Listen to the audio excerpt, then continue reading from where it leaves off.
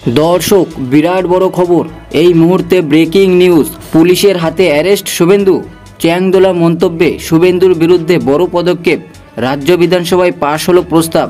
কি হয়েছে দেখুন, বিস্তারিত জানবো। তার আগে ভিডিওটিতে একটি লাইক দিয়ে চ্যানেলটিকে সাবস্ক্রাইব করুন, যাতে পরবর্তী গুরুত্বপূর্ণ খবর পোস্ট করার সাথে সাথেই আপনার কাছে পৌঁছে যায়। পশ্চিমবঙ্গ বিধানসভায় বিরোধী দলনেতা শুভেন্দু অধিকারী চ্যাংদোলা মন্তব্যের তীব্র নিন্দা জানানো হয়েছে।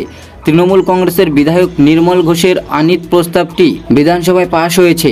প্রস্তাবে বলা হয়েছে, শুভেন্দু অধিকারী সংখ্যালঘু সম্প্রদায়ের বিরুদ্ধে তার মন্তব্যের মাধ্যমে সংবিধানের চেতনাকে অবমূল্যায়ন করেছে। এই মন্তব্যের জেরে রাজ্যের রাজনীতি উত্তপ্ত হয়ে উঠেছে। নির্মল ঘোষের প্রস্তাবে উল্লেখ করা হয়েছে, শুভেন্দু অধিকারী তার মন্তব্যের মাধ্যমে মুসলিম সম্প্রদায়ের মধ্যে ভয়ের সঞ্চার করেছেন, বিশেষ করে পবিত্র রমজান মাসে। প্রস্তাবে আরও বলা হয়েছে, বিধানসভা শুভেন্দু অধিকারীর মন্তব্যের তীব্র নিন্দা জানাচ্ছে এবং সংবিধানে বর্ণিত সকল নাগরিকের মৌলিক অধিকার রক্ষার জন্য সংকল্পবদ্ধ। মঙ্গলবার বিধানসভার বাইরে শুভেন্দু অধিকারী বলেন, তৃণমূল বাংলার হিন্দু জনগণকে উপড়ে ফেলতে চাইছে। ওদের দলের যেসব মুসলিম বিধায়ক জিতে আসবে তাদের চ্যাংদোলা করে 10 মাস পরে এই রাস্তায় ফেলব। এই মন্তব্যের পরই রাজনৈতিক অঙ্গনে তীব্র প্রতিক্রিয়া দেখা দেয়। মুখ্যমন্ত্রী মমতা বন্দ্যোপাধ্যায় শুভেন্দু অধিকারীর নাম না নিয়ে কড়া ভাষায় প্রতিক্রিয়া জানান।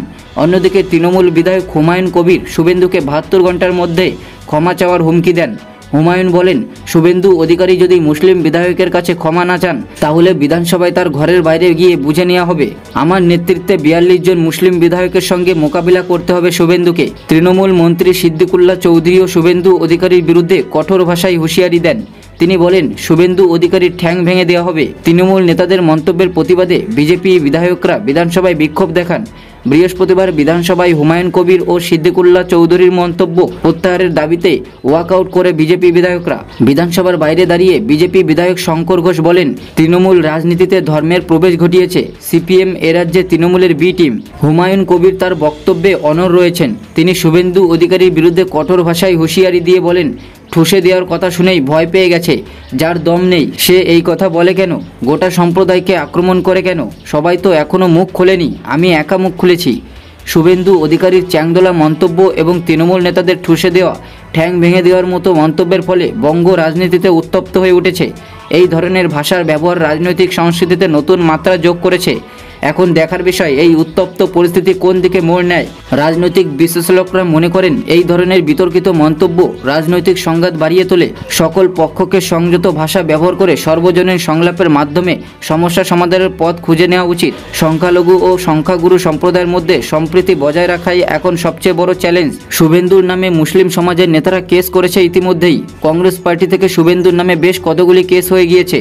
কিন্তু একটা বিষয়, এখানে তৃণমূল মুসলিম নেতাদের নামে মন্তব্য করা হয়েছিল, কিন্তু তৃণমূলের কোনো মুসলিম নেতারা শুভেন্দুর নামে এখনও পর্যন্ত কোনো এফআইআর দায়ের করেনি। হঠাৎ কেন কংগ্রেস পার্টি থেকে শুভেন্দুর নামে এফআইআর দায়ের হলো? তাহলে কি কোনো কারণে ভয় পাচ্ছে তৃণমূল শুভেন্দুর পেছনে লাগতে? দর্শক, আপনারা কি বলবেন? শুভেন্দুকে কি খুব সহজেই অ্যারেস্ট করতে পারবে পুলিশ? এখন দেখার বিষয়, শুভেন্দুর নামে এফআইআরের পরিবর্তে পুলিশ কি পদক্ষেপ নেয় সেটাই। তো আপনাদের কি মতামত অবশ্যই কমেন্ট করে জানাবেন। ভিডিওটিতে একটি লাইক দিয়ে চ্যানেলটিকে সাবস্ক্রাইব করবেন।